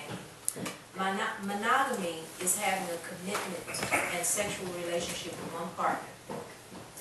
Once you have yourself together, okay, because even monogamy relationships can't work if you don't have yourself together, okay? You attract and choose a mate that will be the sole partner to assist and support you in fulfilling your divine purpose. That's the only reason why he's there, okay? Any situation that causes you not to see the divine in them and the divine in yourself should be immediately worked through so that you all can move forward, okay?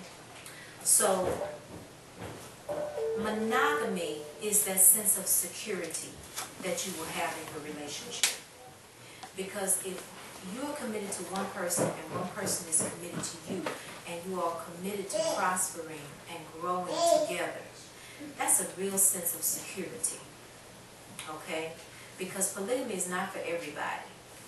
And you have to know whether that is for you or not. And you have to have the courage to say whether it is or is not. Okay? Now in polyandry, this here is a bad sister here. It says, polyandry is based on the spiritual elevation of the divine feminine, who has reached a vibration level of a true goddess. She attracts and selects her divine masculine reflections, and because she is, listen to what she needs to have, she must be a master nurturer. She must have the sensual essence of feminine energy. She must be a visionary for community change. And she has to be an organizer out of this world. Okay? All right. Organizer out of this world. Now she will be able to bring together men who will work together and support each other without fear or jealousy, because they know that she has a limitless source of energy that will work with them in fulfilling their divine purpose as men. Okay? She bad, huh? Yes. Okay? But don't go thinking you can do this, okay, if you don't have yourself together just because it sounds good. Okay? Because polygamy to brothers, that sounds really good. Okay? But there is a way that all of these divine family structures work, because they exist all over the world. Okay? They've existed since families began. All of them have. Okay? So you want to make sure that if you choose any of these family structures, that you do the thing right. And stop playing. Because we have enough hurt, enough pain, enough chaos in our families. And that's where the community starts, is in the family. Okay? And that's why we're all messed up now. because our families were raped and pillaged and broken apart, and we still trying to get that back together. Okay? All right. I was going to tell you about sexual reflexology as a part of the healing process.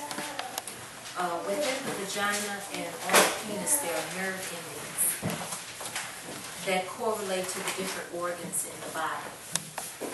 And so when you come together with your mate, you are able to physically assist each other in the healing process and the nurturing process.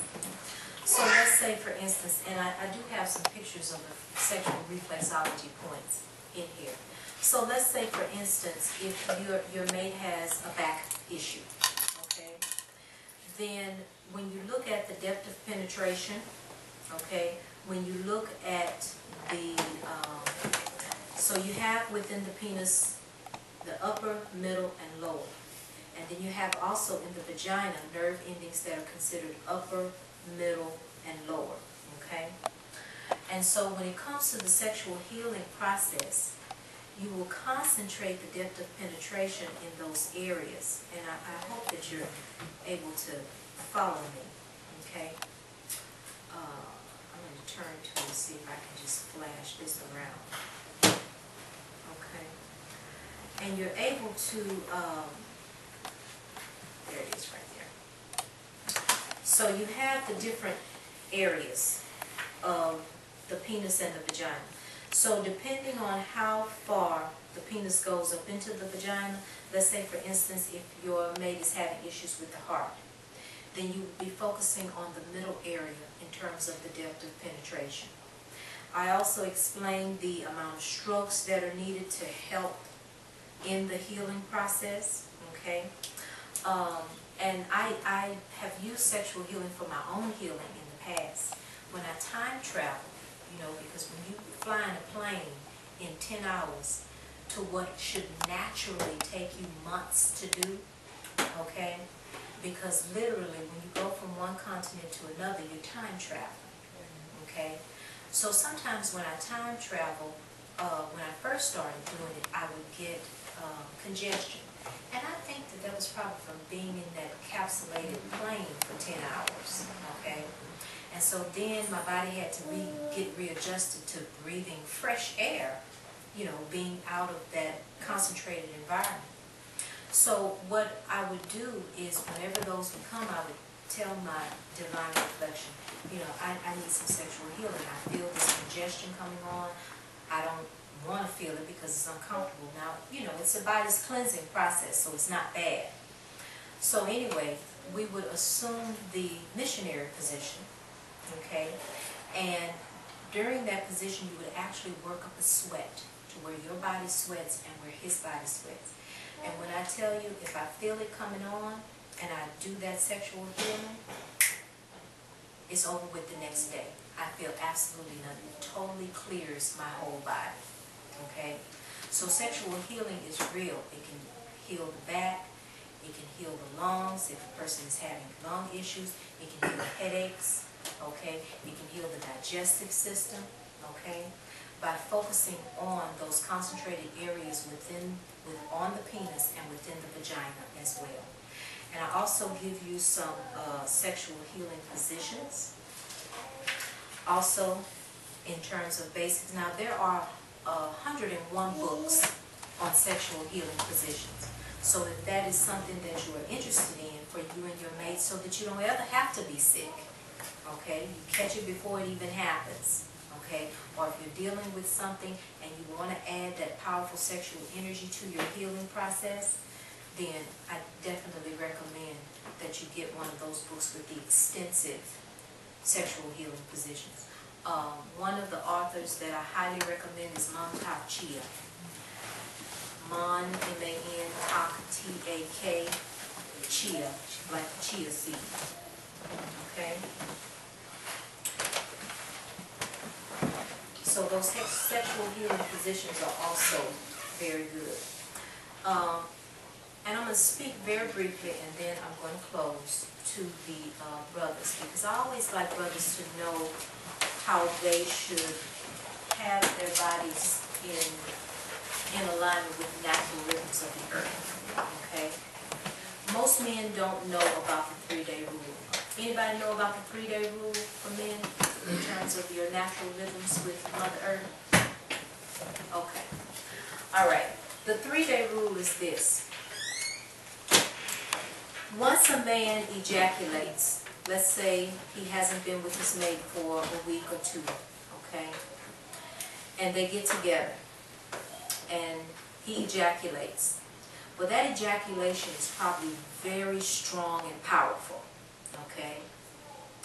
However, if he continuously has sex, then that night, the next day, the next afternoon, the next night, okay? Eventually, instead of the semen and the sperm shooting out, it will just trickle out, okay? That is because the semen and the sperm actually have a component of fluid that is generated by the spinal fluids of the body. And once one ejaculation occurs, it takes 3 days to rebuild that spinal fluid up in the body. Now, when I first introduced this in holistic sexuality, because I've been talking about holistic sexuality for about 5 years now, the men would say, "What? No sex for 3 days?" And I'm like, no, it doesn't mean you can't have sex for 3 days, but it would be healthier for you if you did not ejaculate consistently like that, okay? Instead, develop a system of orgasm retention or semen retention, okay? And have that ejaculation. One of the books that I really highly recommend to men in order to help them to stay young and help them to stay vibrant and avoid all of the prostate this and prostate that, okay, that doesn't have to be, is to learn the workings of Montauk Shia's Taoist Secrets of Love, Cultivating the Male Sexual Energy. Okay, I see some heads shaking yes. Okay, good. So some of the brothers in the group do know about that. So that is a very good book for you to help your mates to develop their sexual energy as a healing component in the relationship as well. Okay? Now, of course, for the ladies, our natural rhythms are according to what cycle? The moon cycle. Okay, very good. And the menstrual cycle is according to the moon cycle. Okay, so you're familiar with that. I give a little bit of details about it in the book as well. Okay. Last point, how to teach your children about sex. Teach them responsibility. Teach them the responsibility of sex. Stop trying to scare those children into not having sex. Because when you think about it, what did they tell you when you was little? They say, don't do it till you're married, right? Okay? Did you wait? No, you didn't. Okay, so why keep carrying that lie on? It is the natural draw. In fact, in Tantric, we call it sing. Okay? That's that natural attraction that men and women have to each other. Okay? And I remember a story that my mama told me about sing. Okay? She was 14 years old. They told her that the babies come from the Cabbage Patch in Arkansas. That's where she grew up. The babies came from the Cabbage Patch. And being pregnant, they didn't even say the word pregnant. That was a bad word. Okay? Instead, they said that the lady broke her leg. Okay? So, to be pregnant meant that you broke your leg. Okay? And where did she get her baby from? The baby came from the Cabbage Patch. We have to stop that lying. Okay? We have to teach truth to these children, because just like you didn't wait, they're not going to wait either. So instead of trying to instill fear in them, What you have to do is you have to teach them responsibility. That when you decide, okay, and they are going to decide, you're not going to decide for them. When you decide to have a sexual encounter, this is what the responsibilities of that encounter brings emotionally. This is what the responsibility brings physically. This is what the responsibility is mentally. And this is how you're spiritually going to be affected when you have this type of relationship. So stop lying and teach responsibility, because they are not going to wait. Okay? I remember when my youngest son had sex for the first time. I was at home in Ghana, okay, and he called me up, he said, guess what I just did? I said, I don't know, baby, what did you just do? He said, I had sex. I said, oh, really? I said, how do you feel? He said, I feel great. I said, I knew his little girlfriend, okay? And I said, well, how does she feel? He said, she feels great, too. That's the kind of exchange you want to have with your children about such a beautiful thing that they will experience in life. Now, I know that a lot of people's first times are not, fabulous, okay? That's because of the lies, that's because of the deception, that's because of the hiding and the sneaking that they make you do by telling you that it's not right, it's not, you gotta do this, and it has all of these guidelines, and you can't use your vagina until you give it away to a man when he put a ring on your finger. That's lies. That's not the natural way that we were created as sexual beings, okay? So we have to stop that. What questions do you have? I'm done. I have a comment about what you said about the 3-day rule. Yes. They actually had a special on the news this morning saying the more, the better for a man. Yes. When you just said that, they actually, I was just cleaning up and I just had TV on and I just happened to hear that, and they were saying the more a man has sex, the more They want you to be sick, don't they? yeah. I can comment on that because, the more I would do it, I always be tired. I just sleep 14 hours. I'm like, nah. So even me involved with that, like, well, that was actually what we just agreed with. I'm like, how are we doing it? Okay. That's good. See, listen to your body, and that's good.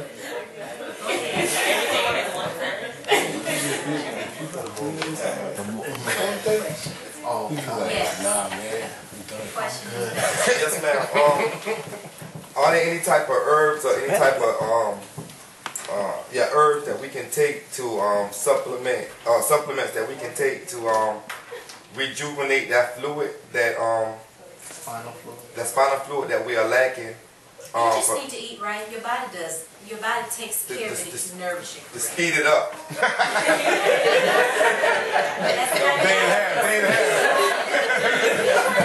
Time travel. Can we get a day and a half? 2 days? No. Just take care of your body by nourishing it right. Okay. You need to get back to nature. What are some of the things that could result from having too much sex? I messed up. I'm wondering what was going on with me. Well, That we might not naturally just know. Oh, okay. Well, one thing that when I did a lot of research on this book, and when I talked to brothers about multiple ejaculations, one brother told me that he had gotten to a point to where he was, because he had multiple partners, that he was ejaculating so much that it actually became painful for him. So you don't want that to happen. That's what you don't want to stress the body system to where it's so painful. Now your body is going to naturally rejuvenate itself, okay? But the point of it is to just not wear yourself out, okay? So it's not that, something's going to break on you or something like that. No, but you can literally wear yourself out and you can cause prostate stress. Okay, and that prostate stress can cause problems down there, like impotency and things like that as well. Okay, so you want to avoid that. I want to talk to you like one-on-one. Are you available for that? I think so, right? Okay, yes, I am. Talk to Naja about my schedule, okay? All right, what other questions? Yes. What about, I heard you talked about the 3 levels.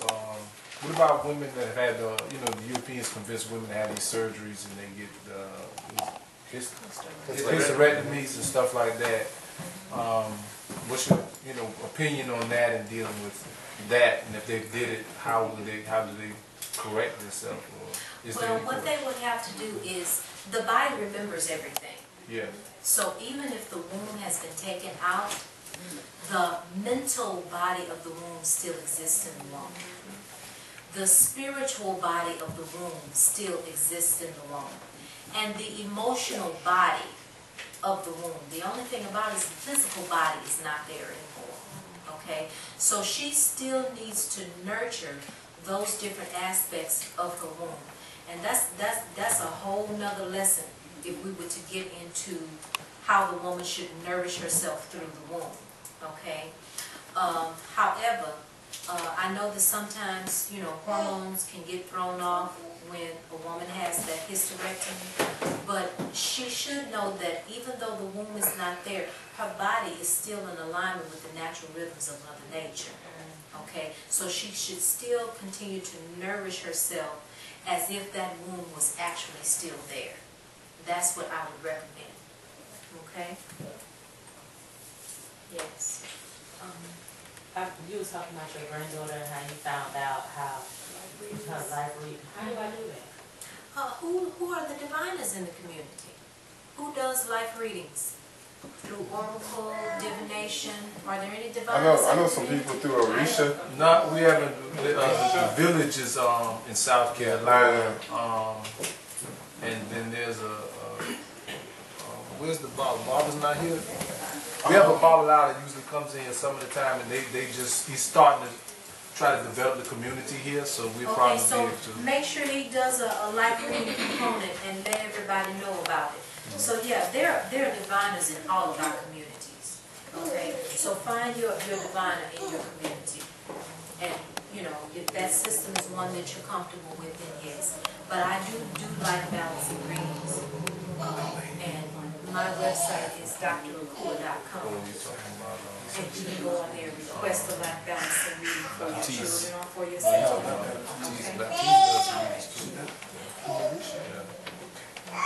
Yes. Is there a period of time, like if you were to become involved with polygamy, is there a period of time that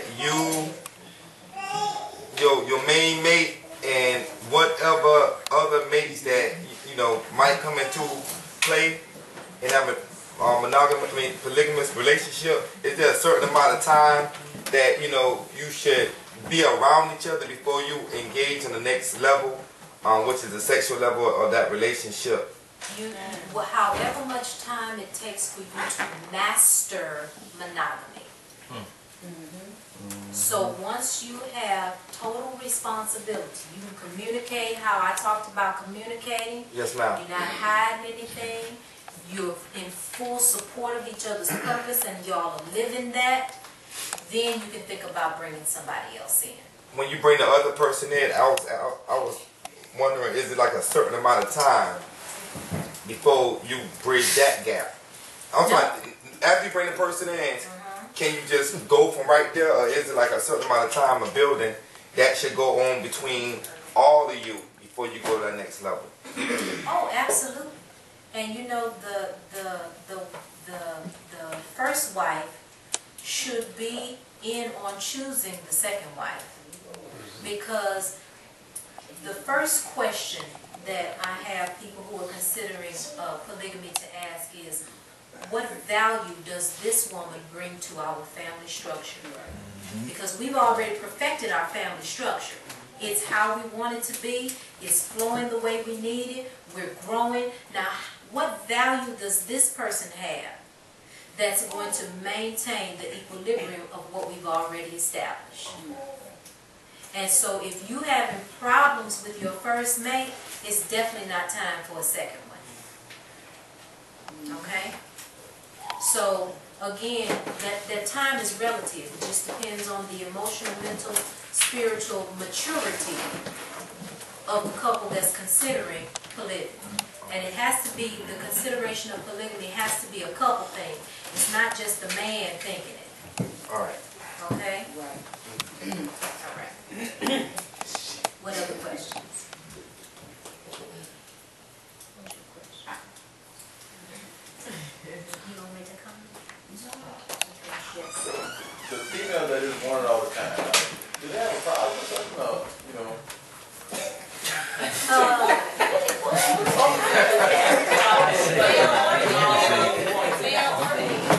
The more. Yeah.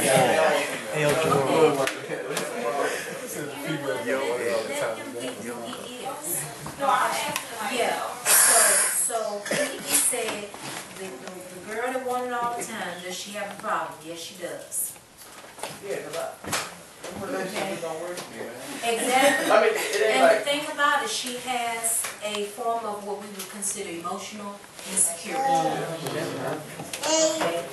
And when she is emotionally secure, the only way that she can feel secure is through having sex, because that gives her full attention.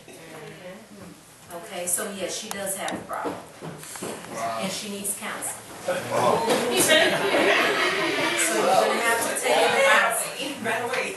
It's like, you know, based on what we see on TV and stuff like that, like, we feel like it can't be a successful thing. I'm talking speaking from a male, you know, aspect, unless she wants to all the time. The moment she like slows down, we feel like it's wrong. Like, I don't feel like that. I'm like, shit. For real, man, because I be too exhausted, man. It's not like, you know, while we into it, I can go with, you know, as long as she wants. But after that, I'm like dead and she turn around. You know what I'm saying? Like, I need some more what you got. You know what I'm saying? And, you know, I can't, you know, it's not easy to do that. It's not easy. So, you know, in a relationship like that, I would ask you, you know, how have you all developed yourself spiritually? Has she developed herself spiritually? Is she spiritually balanced? Is she emotionally balanced? Probably not. So you should probably, you know, take her on a quest of spirituality so that she can see what peace is like instead of just pleasure for peace. Okay? But yeah, she's emotionally balanced. What other questions?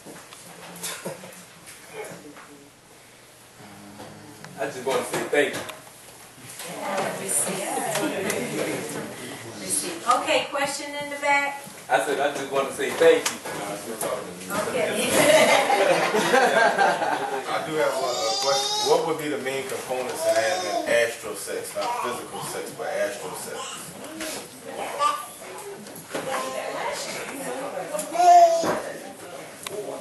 She ain't touched that one. It's advanced class. You gotta be on another level for that.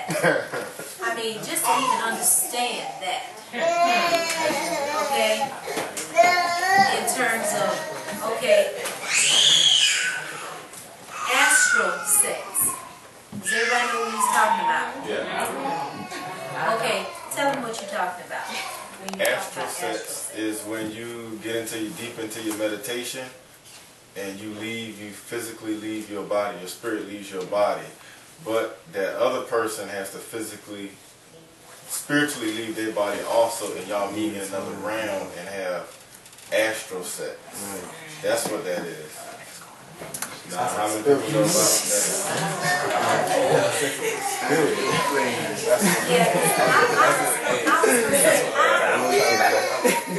So your question is, what are the benefits of that? Is that your question? No, ma'am. What would be? How would you go about initiating your body into and the other person's body into astral sex? That's really a tantric technique. That's tantric, yeah. Yeah, that's a tantric technique, and that takes that takes a lot of training to do. It takes it's a whole nother level of meditation. It takes training. So it is definitely possible, but I can't just tell you how to do it. Usually those that teach Tantra, they will actually take you through a series of sessions. So you'd actually go to a Tantra therapist that knows how to put you in a certain type of meditative state. And then once you master that meditative state, then you are able to do what it is that you are suggesting. But that's not something that most people do. Okay? So it would take a while for you to do that, especially coming from just a basic level like most people are coming from in their sexuality. You want to go there? Yeah, I want to go there. I'm tired of this. So you gotta get into Tantra. And you gotta get into the Tantra meditations. And you need a Tantra teacher. And in Tantra, the women teach the men and the men teach the women. Yep. So you will find a female Tantra teacher that will begin to take you through the series of meditations that are needed for that. Okay? Okay. One more question? All right. I've been studying recently about chakras, energy sources in our body, and I understand our reality is created how we feel and think. I'm more conscious how I think. I try to think more positively. I understand what you focus on most, you attract to your life. Now, I just started a career selling cars, and my thing is I'm so focused on attracting positive people, trying to attract different situations in my life. Is there a way I could charge my body or my chakras to attract things I'm feeling and thinking? Because it seems like the opposite is attracted to me. I'm staying focused. When I sleep, I try to listen to meditation music. I try to keep my mind clear from all negative thoughts, and I'm trying to create my own realm, my own reality. Is there a way I could, I guess, charge myself up to be or magnify my magnetic field to attract what I'm wanting in life? Absolutely. If you're going to relate that ability to the chakras, you have to bring balance to each one of your energy centers. Okay? In order to fully balance your root chakra, okay, you have to eliminate all fear in your life. Okay? In order to balance your sacral chakra, you have to balance your whole emotional state. You have to live by that 3-second rule. Okay? In order to balance your solar plexus, and these are ultimates in each one of these areas. Okay? And if you don't do the ultimate, if you don't master the ultimate, then it's not going to happen for you. Okay? When it comes to the solar plexus chakra, you have to master your will.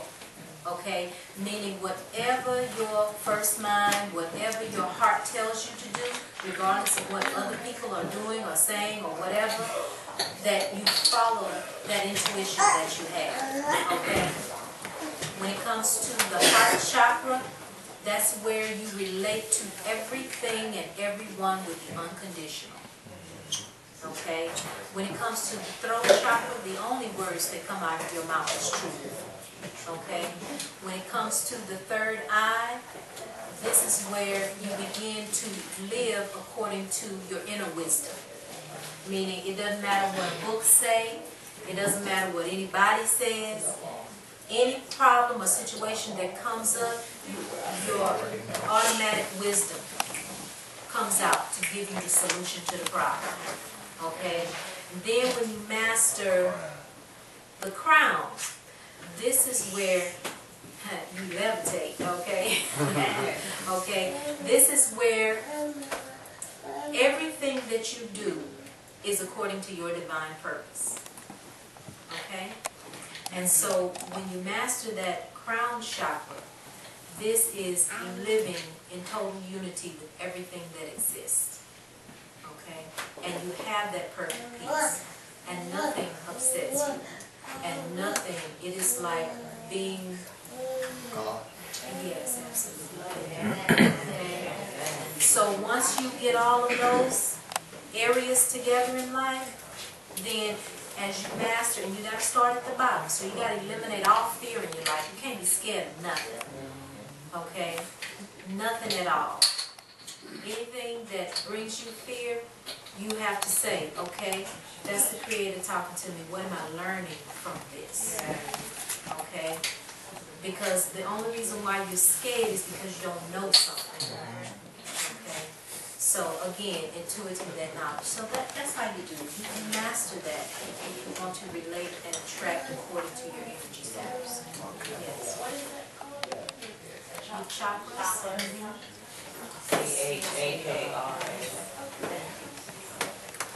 All right. Did you have another question? I was gonna ask you it's the same thing, but you kind of like said it. But I still have to like. All right, beautiful ones. I have enjoyed my time here with you today.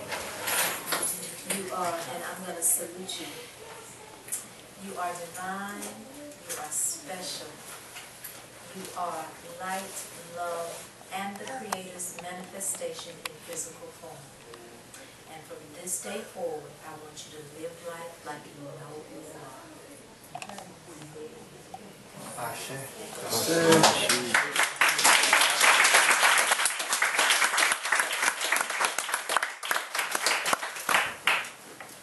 As Minister of Education, let me see how to say this. I'm used to doing programs. I'll say it like this. I'm used to doing programs with nothing happens. When I say all my programs were federal prison, for over like 14 years. And to try to really get people inspired outside on the free world. See, in the prison it's different. Because now you ain't got nothing to deal with but yourself. And all of the things that emotionally entangled you, they have been stripped away. Everybody gone, family gone, clothes gone, car gone, house gone, whatever's gone. So the only thing you have is yourself. So but when you come out here and try to get people to really decide to make that decision out here, it's a little more fulfilling out here. I mean, it's fulfilling inside, don't get it wrong, but it's a little more fulfilling out here. I'll say this for the closing. Dr. Akua touched on, Dr. Grace touched on a very big component that I think a lot of times we miss. Purpose. Like your divine purpose. Your divine being. Like if you really understand that, when you measure everything on that, it really eliminates all of the games. Like you really could really go ahead and be, we say peace, but I'm gonna say this because you can go ahead and be a warrior. It's like face life. Like you really couldn't face life. Like you said, but once you come into a knowledge of yourself, then you're able to kind of make that step. Because you're not stepping in darkness, you kind of can see, and you're dealing with life based on your purpose. Now, 2 keys. We dealt with this topic because this is the beginning of our foundation, which is called family. Meaning we can't change the community till we start with self, till we build the family. When we build the family, we start giving birth, right? So when we use the supreme mathematics, I started off, I said that faith without works is, we use the biblical text because a lot of us are familiar with it. But if you use faith without works, you use 1 and 2. Why we use 1 and 2? Knowledge and wisdom. Faith, first you got to have faith in what you're acquiring is your knowledge of your faith, right? Then after you go from your faith to you go through your faith, you go to knowledge, then you go to what's called wisdom, which is the application of knowledge. So if you have faith, but you don't never do the works, So when we say we put faith and works together, you're really putting knowledge and wisdom together to apply that which you know. But if you never know yourself, you can never apply. If you never know your purpose, you can never apply it to your life. So that if you never apply it to your life, then you end up finding all of these difficulties, right? So we say 1 and 2 is 12. 12 is love.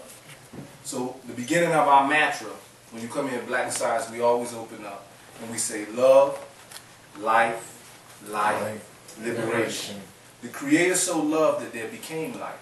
So life is love. And through that, liberation. The Creator so loved that there became life. And in this life we find out life. And through that light we find out liberation.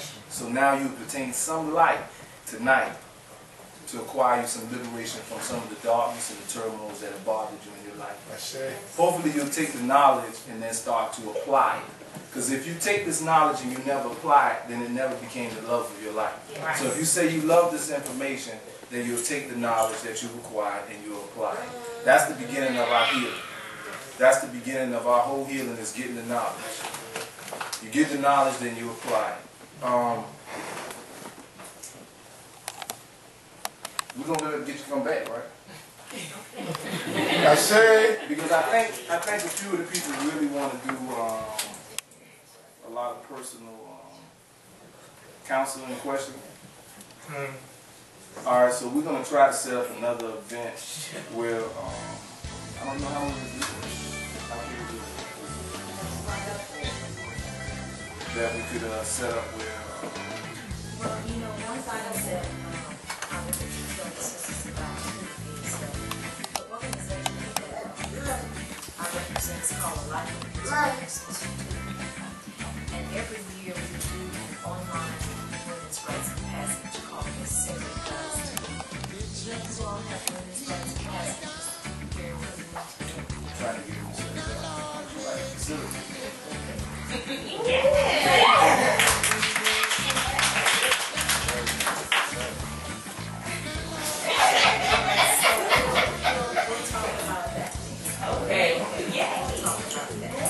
We have our sister Sharnetta. She came all the way from Atlanta. She also brought books. She definitely wants to talk to you. She's an author. She has a book called Just Cause. We have a sister. I don't know if she's prepared yet. She should be ready with some food, with some refreshments. We're going to call the Prime Minister up and we're going to do our closing. So I'll ask you to, after we do our closing, visit the sister with the vending with the books, get you something to eat, and I think the sisters are probably going to do a sister circle tonight. I'm not sure. Y'all probably get together and talk about it, but we just like to thank y'all for all coming out. And hopefully we see you next Wednesday. And again, we're getting prepared for our agriculture program. November the 11th is a Tuesday. We're scheduled to have the brothers and sisters who come down from Atlanta to start us on dealing with organic farming and seeing where we can go from there. We got, I think it was two pastors came to Savannah, Youth City the other day, and both of them said that they do a lot. They have, not just them, but other people said that they do a lot of land. So we've been up with a lot of different spots. So we're going to be trying to pull everybody that really wants to get involved, so we can probably do it. With that, we're just going to close out. I'd like to call up our Prime Minister,